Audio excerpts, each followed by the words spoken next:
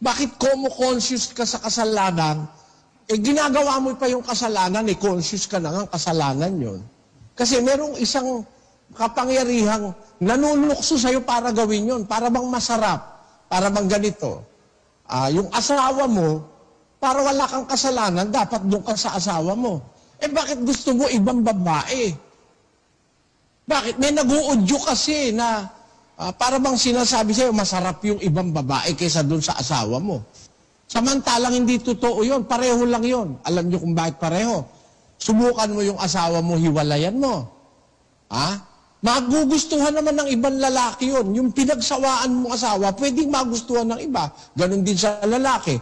Kung ayaw mo na dun sa asawa mo, meron namang makakagusto ron. Ba't ganon? Kasi nga, may nagbibigay sa tao ng pagnanasang gumawa ng kasalanan. Yung nga si Satanas Yung panunukso ni Satanas. Kaya ang nangyayari tuloy sa panahon ng kautusan ni Moises, bagaman ang kautusan ay banal at ang utos ay banal, matuwid at mabuti, nalalabag pa rin ang tao dahil sa may panunukso. Merong sa likod noon ng kautusan, may nanunukso na Satanas para labagin mo yung kautusan. Yun nga yung sinasabi ng apostol na si Pablo na kapangyarihan ng kasalanan. Mayroong kapangyarihan sa likod ng kasalanan.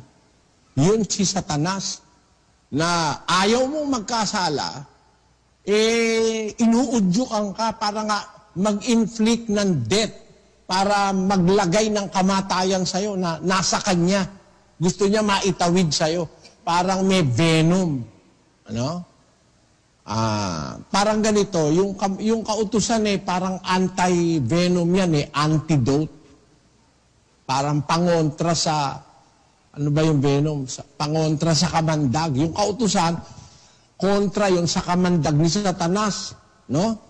Kaya lang, yung layo ng kautusan ni Moises, hindi natupad na kontrahin yung kamandag ni Satanas. Kasi, meron ngang kapangyarihan yung kasalanan, alam mo nang masama, nagagawa mo pa dahil doon sa kapangyarihang nasa likod ng kasalanan. Kaya, ang sabi ni Pablo, ano ang kahilingan ng kautusan, hindi natupad sa Israel. Basahin natin. Ganito ang ating mababasa. 8:4 ng Roma.